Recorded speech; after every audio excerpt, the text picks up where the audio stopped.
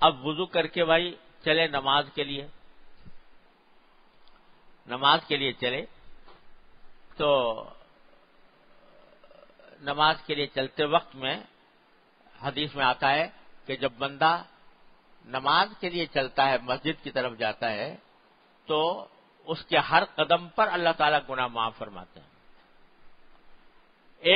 ہر قدم پر ایک گناہ معاف ہوتا ہے، ایک درجہ بلند ہوتا ہے ہر قدم پر۔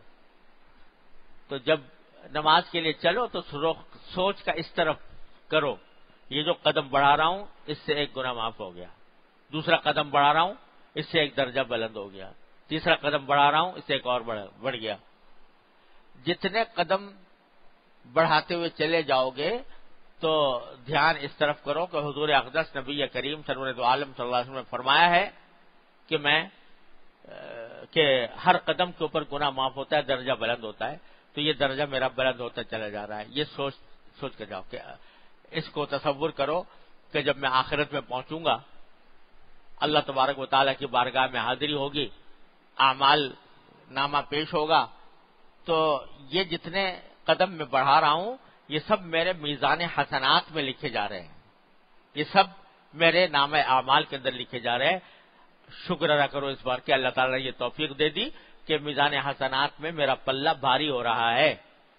یہ سوچتے ہوئے جاؤ، کیونکہ پلہ بھاری ہو رہا ہے لہذا اللہ تبارک و تعالیٰ کی بارگاہ میں جا کر انشاءاللہ اس کا صلہ جو ہے وہ اللہ تعالیٰ کی طرف سے جنت کی نعمتوں کی صورت میں ملے گا۔ یہ سوچتے ہوئے جاؤ۔ اور ساتھ میں حدیث میں آتا ہے کہ جب فجر کی نماز کے وقت تشریف لے جاتے تو یہ دعا مانگا کرتے تھے کہ اللہم اجعل فی قلبی نورا وفی بصری نورا وفی سمعی نورا وعن یمینی نورا وعن شمالی نورا من فوقی نورا ومن تحتی نورا الی آخرہ۔ اللہ میرے دل میں بھی نور پیدا فرما دے، میرے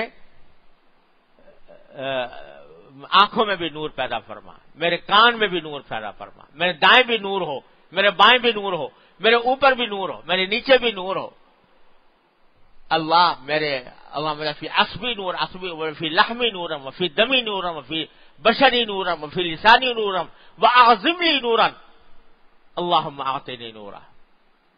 کہ اللہ میرے پٹھوں میں بھی نور، میرے گوشت میں بھی نور، میرے خون میں بھی نور، میرے زبان میں بھی نور، اور جو نور آپ عطا فرما رہے ہیں وہ بڑا نور عطا فرما، اعظم لی نورا، مجھے میرے نور میں عظمت پیدا فرما دیجئے، بڑا نور مجھے عطا فرمائیے۔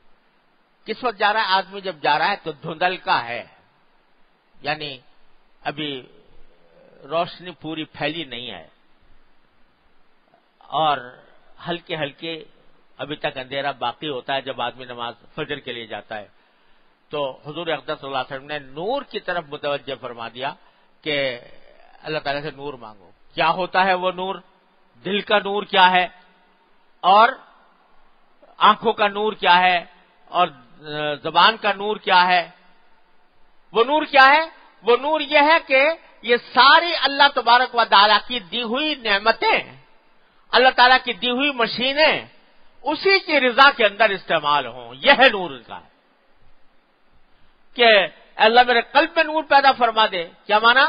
کہ میرے دل میں اپنی معرفت کا نور پیدا فرما، اپنی خشیت کا نور پیدا فرما، اپنے تعلق کا نور پیدا فرما، اور میری آنکھوں میں نور ہو، یعنی آنکھوں میں اللہ تبارک و تعالیٰ کی معرفت کا نور ہو، اللہ تبارک و تعالیٰ کی رضا کا نور ہو، کانوں میں یہ کرتے ہو جانا۔ تو بھائی اس طرح میں نے یہ صبح اٹھنے کے بعد فجر تک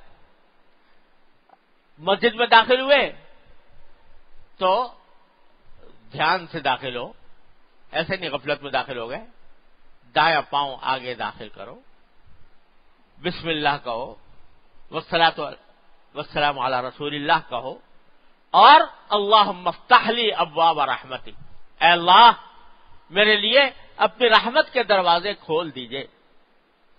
کیا مانا؟ مسجد میں جا رہا ہوں اور مسجد میں جا کر نماز پڑھنی ہے، اور مقصود اس نماز سے اللہ آپ کی رحمت کا حصول ہے، تو اللہ آپ کی رحمت سے میرے دروازے رحمت کے کھول دیجئے کہ اس رحمت کے دروازے کھولنے کے معنی یہ کہ میں جب جاؤں تو عبادت اس طرح کروں جس سے آپ کی رحمت نازل ہو. یہ دعا کر کے داخل ہو اور نماز کے اندر پہنچو تو غفلت سے نجات حاصل کر کے اپنی سوچ کا رخ اس طرف تبدیل کرو کہ جو کام کرنے جا رہا ہوں اس کا آخرت میں کیا نتیجہ نکلنے والا ہے. یہ قدم جو اٹھا رہا ہوں، یہ کام جو کر رہا ہوں، اس کا آخرت میں کیا نتیجہ نکلنے والا ہے، یہ میرے میزان عمل میں کیا تبدیل آئے گا، وزن پیدا کرے گا یا میرا وزن ہلکا پڑ جائے گا. یہ سوچ کر ہر قدم کے اوپر سوچنے کی عادت ڈالو.